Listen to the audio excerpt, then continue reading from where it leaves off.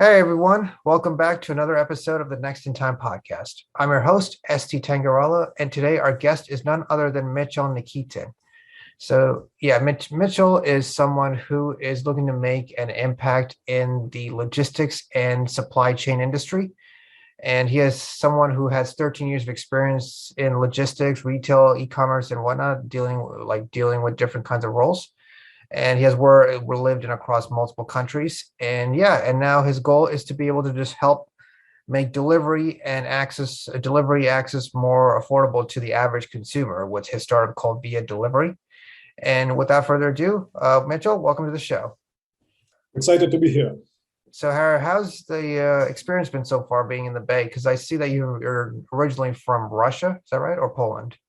Well, I'm Polish, but I lived for a big part of my life in Russia. I lived in Switzerland as well, a little bit in Norway. So I've been all over another side of the pond, if you will. And we moved to Bay Area a couple of years ago. And so far, the experience has been great. It's just amazing how effective your connections could be in the Bay Area and how many smart people actually are surrounding you. Yeah, definitely. We have a lot of world-class institutions like Stanford, UC Berkeley, even San Jose Mhm. State is considered world-class, even though people say it's just a state school. And you got a lot of many different research facilities. And one thing about being in the Bay is that you get access to venture capital. Yeah. And a lot of investors who are converged around here. So, but you get the full on experience. I think you're like the first one from the Bay that I interviewed, I guess, or maybe the second one. I'm trying to remember. Mhm. But yeah, so just wondering, out of all the countries you've been before, I think Switzerland is one I've been to, and I saw on your profile that you received an MBA from St. Gallen, right? It was Master in International Business, but yes, it wasn't Senegal. So what was that experience like? You get to experience working in the mountains and then still be part of a hot world-class institution?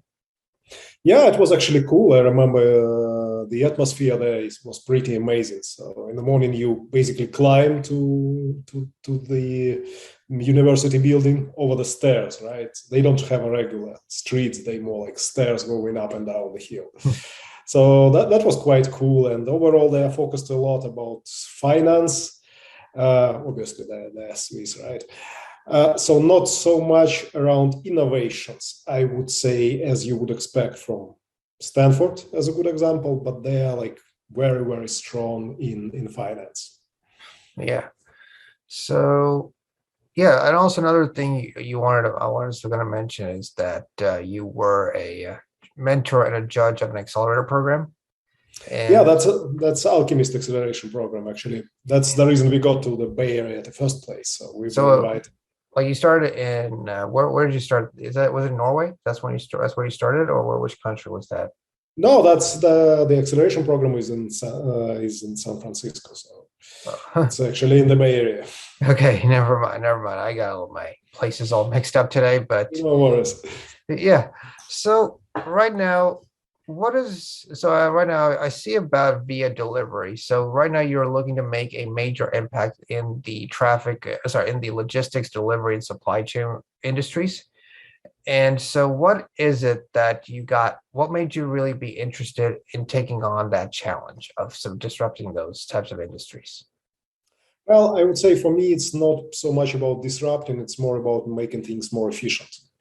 For some reason, I hate inefficiency. I hate when I see something that is working with not optimal, I would say. And that's how our last mile today is working. Like it's not really optimal. Think about that. Every single day, a lot of customers go online in order to purchase something, but that experience being like super convenient, super fast, and that's what we got used to, specifically during pandemic times, is also for some reason linked to a home delivery. I mean, that not necessarily have to be this way. And there is like a way to deliver goods way more efficient other than just someone take this parcel and deliver it to your doorstep. Because if you think about that, as e-commerce volumes keep growing, we can end up in a situation when half of the population of Earth, just as an abstract, is delivering something for the rest of the people, right?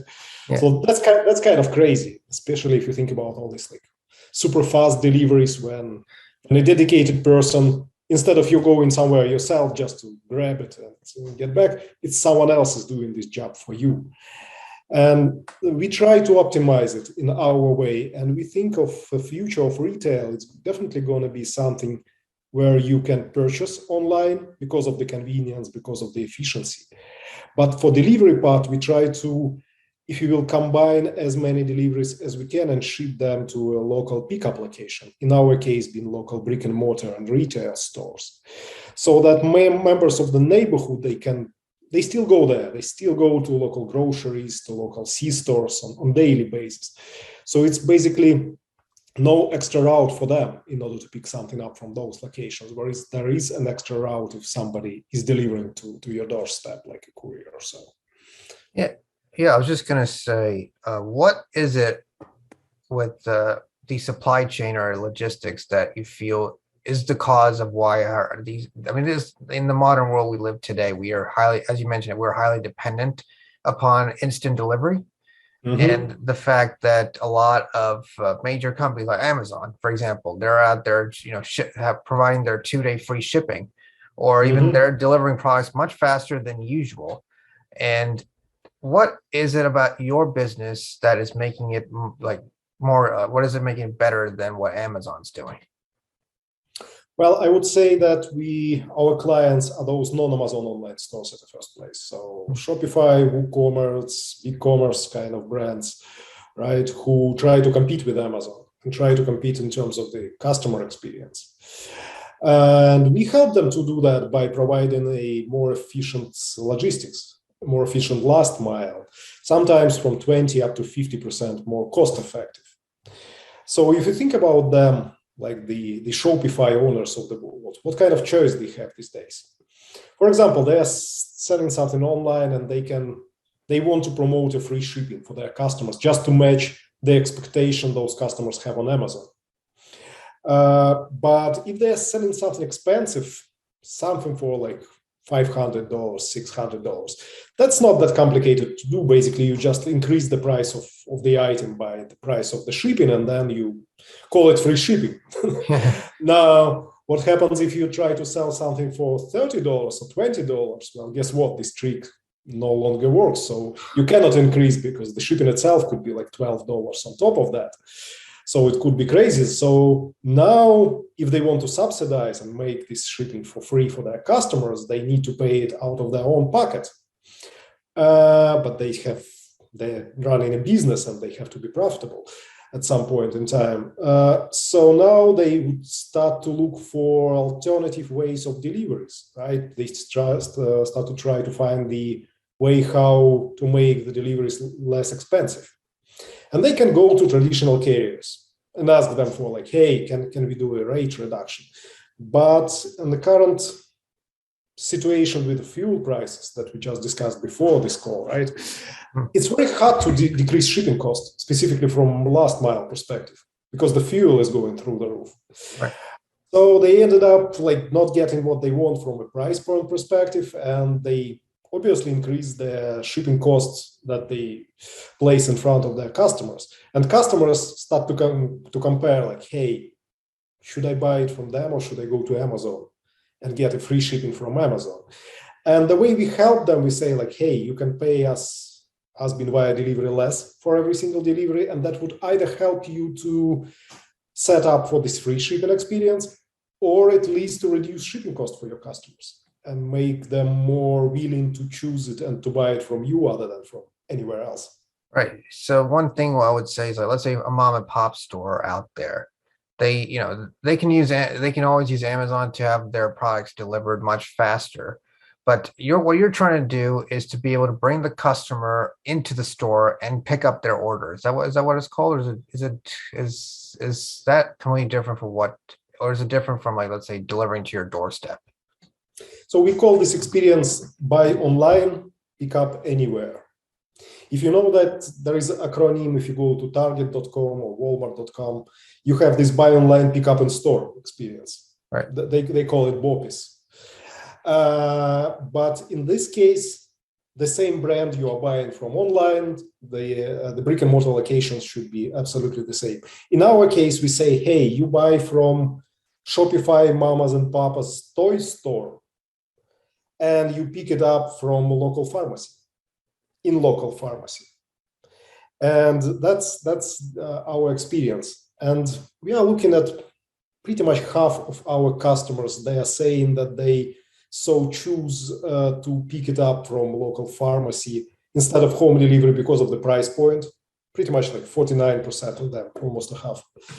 About 30% of our customers, they say like, hey, we prefer to do it this way. We prefer to go through buy online, pick up anywhere because of the security issues. We now are confident that the parcel is not going to be stolen, right? So in the pharmacy, it's always someone to take a look after this parcel before you actually come and pick it up. And about like 10% of our customers, they say like, listen, it's about privacy for us. So there is something we don't want to be delivered to our doorstep, like say a holiday, like a Christmas presents for your kids. What happens if you ship them on, I don't know, middle December? They will open them up immediately and the surprise will be spoiled. But ship it to your local pickup point and pick them up in a private way. Well, the surprise is going to be there. So these are like use cases. I was just going to say, it's funny because, if you want to surprise your kids with Christmas presents, you just cannot have the presents come into your doorstep and the kids will say, oh, Santa came early. So what you could do is just, all right, kids, if you're listening to this, just remember Santa does exist, but mommy and daddy have to go grab it. But yeah, so the parents would go to the pickup store and then grab the present and then they place it. That can pretty much give them the surprise that they need in a way. That's another use case that we heard about a lot. And that was, to be honest, a surprise for us. Because initially, when we planned this whole story, we thought like, okay, price point is a good example. Now, posh piracy is another good one, but for this privacy issue, we never thought about that. And it was kind of surprising for us when we started to interview our customers, asking for them like, hey, why did you decide to choose a local pickup in the first place? Yeah, speaking of customers, who are you targeting in terms of like target market? If we are talking about online retailers, we are right now focused around apparel. We are focused around wine deliveries, surprisingly, and health and beauty categories. Okay, because those types of companies, I mean, usually those products can go stale when, let's say, they're delivered to your doorstep, right? Yeah, right now that's what they do, and we don't in any shape or form replace a home delivery, but we provide an alternative on the checkout of their website. So it's actually not brand themselves are making a decision in which shipping method is going to be used, but it's online shopper. You go into this D2C brand's website, you decide if you prefer to get a home delivery or a local pickup. All right, that makes sense. But there's a lot of there's a lot of competition out there who are looking to do the same thing like you're doing. I've also worked with one startup before where they did do what you're doing right now, offering this in-house pickup services for in-house pickup services geared towards like small businesses. So what is it? How are you looking to stand out from the rest of the competition? Because there's a lot of everyone out there wants to find ways to help set up these in-house in-house services like pickup services. So what is Via.Delivery doing that's different?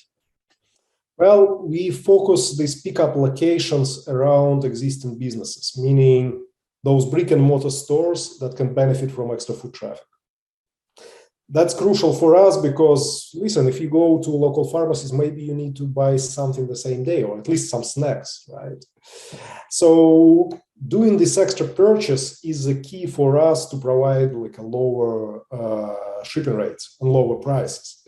So that's probably what we do different in the first place, choosing different pickup locations. If you think about Amazon again, they do have their locker hub program. Those orange lockers that are placed pretty much anywhere. Amazon customers, they can use them, but not Shopify online stores. And at the same time, those locker hubs, they are sometimes located inside grocery stores, but sometimes they just located outside. And we say that probably it's not like super efficient from a conversion of extra foot traffic to extra sales for brick and mortar locations who in the first place should be interested in getting extra sales as well as a part of this entire new retail. Okay, that makes sense. So how is your product fully, like how is the overall product built? It's a complicated product. To be honest, when we just started that, it felt like super easy for us. You basically take the orders, you process them through the traditional carriers network, and then you organize a pickup. In fact, we were forced to do a lot of integrations in order to make it happen. So starting from the checkout of different systems like Shopify, like BigCommerce, I already mentioned. That's the first part of the experience. The second part of the experience, we need to produce a label for the D2C brand in order to ship this exact parcel. And that's where we are integrating with the companies like ShipStation and many other like order management platform. That's basically a second stage of our product, second step that should be done. The third one is the integration with the carriers, nationwide carriers, in order to get those parcels delivered to local pickup locations. And the last but not the least, of course, is the integration with the pickup location themselves and the notification model for customers. So say your parcel has just been delivered to a local pharmacy. Well, we will notify you with a message like, hey, it's there for 7 days for you to pick up. Hey, 5 days left. Hey, 3 days left. Hey, don't forget it. So this entire platform is what we call buy online, pick up anywhere solution in general. And I've seen a couple of examples, people try to do just like a checkout piece, just a first piece, right? And it's hard to make it happen if you just provide like a piece of the experience, but not the holistic solution. And that's, by the way, another thing that might make us different. Yeah, so is it more like the customer, like let's say, for example, if a customer is ordering something from their local boutique, and let's say they're looking to pick something up. Do they just use your app to order, or is it just going to be a solution that the business is providing automatically? Like they can just go to the store, they can just go to the website of their boutique store and then just order it there, and then that will just be, is that how you're trying to like structure the solution, or is it more like B2C, since you say you're D2C, so it could be more like the customer using the app, or what is that the experience going to be like? No, it's as easy as you go into Shopify online store, for example, and you pretty much do the same as you would do regular. You pick an item, you add it to a shopping cart, you fill in your home address, etc., and then you just choose a shipping option. Usually you have what, like next day, same day, ground service, expedited service, maybe USPS, and the price is different. So we are just like in this checkout experience, separated by the line pick up instead of home delivery. So we don't produce anything else other than this pickup model for online shoppers specifically. Okay. No app, nothing else. Got it. And so so in terms of your customers, they're based all over the world, right? Like in terms of the customers you currently have. All over United States. Okay, and so primarily in the Bay Area, are you looking to like expand beyond, let's say, around the US and the world? Well, we don't want to try to bite, if you will, more than we can eat. At this point, being a startup, to go a little bit crazy of like the world expansion plan would be like maybe a little bit overconfidence. But right now we are focused around the US. Maybe we are to add Canada, as we do now negotiate it because the markets are pretty similar, I would say. But we see like this huge gap right now in the United States. We see a pretty empty market for alternative delivery location services, and we want to be the best on this market.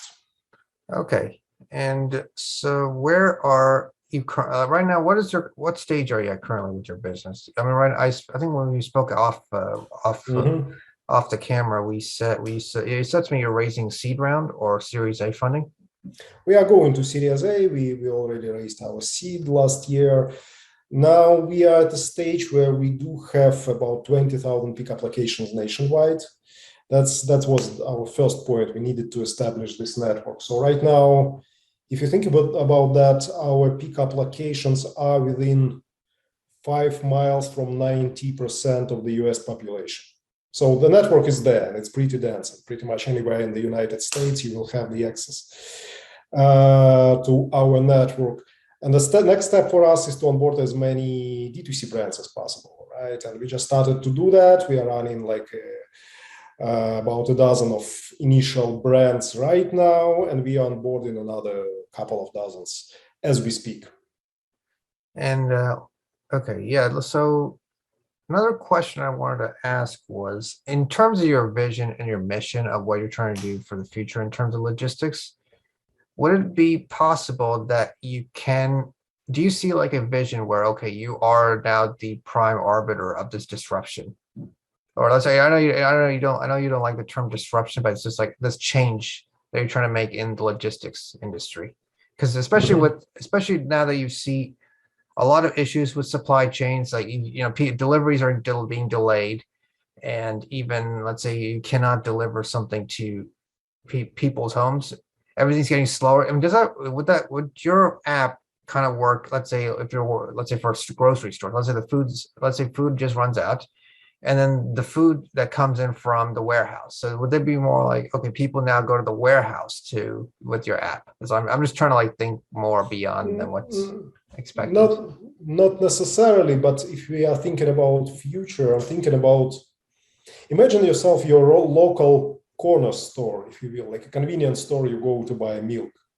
That's probably not something big. That's probably not Walmart, right? That's something just next door. Or a bread in the morning when you're missing some kind of product. We have one of those called Willow Mart here in where I live. So they have these are smaller stores and they have a limited number of what we call SKUs, so unique products. What we try to achieve is to make this local store a point of interest that is capable to deliver like 1 million SKUs from all over the US or the world and being a pickup location for that. So we think about on-demand local store that you can go and pick up your, I don't know, shoes you just ordered from Nike, and then you go the same store to pick up everything else you just ordered online. And on top of that, you buy your milk, bread, and everything you did before. Because doing that is, from a logistics perspective, is way more efficient comparing to how we do last mile these days. Imagine that now courier delivering those parcels may not ship it to 5 different residential addresses around this local store, right? It ships all of them at bulk to one store. It's like super efficient. It's actually very good for the environment, simply because now you don't produce too much of carbon dioxide emission by doing that. So all that combined leads me to the point that retail, as we know it, may change to something definitely more convenient, more effective, and more sustainable. Sounds good. Yeah, I see a future that is going to be changing in the next 10 to 20 years in terms of how retail will work. But yeah, so I'm just going to wrap up with one final question before we go. So what advice would you give any aspiring founders out there, especially, since you said you're part of the YC Startup School as of right now? So what advice would you give to other fellow YC startup founders? I would say don't afraid to make mistakes. I mean, keep doing something, even if you are maybe hesitant right now, maybe you are in doubt if you should or should not start to do something. Just give it a try. And all these stories of success when people came out in public and say like, hey, I did that. But if you listen to them very carefully, most of the times they will also try to tell you how many times they did it wrong, how many times they were thinking something that will happen like this way and it didn't happen. but they learn from their mistakes. So I think that's maybe a little bit of a cliche, but I think that's still something that everyone should remember. Keep making mistakes; they will lead you to something interesting. All right, cool, Mitchell. Thanks again for being a part of the Next in Time podcast. I am looking forward to seeing how Via.Delivery will turn out to be, and let's see how that success will go. Awesome. Thank you so much for having me here.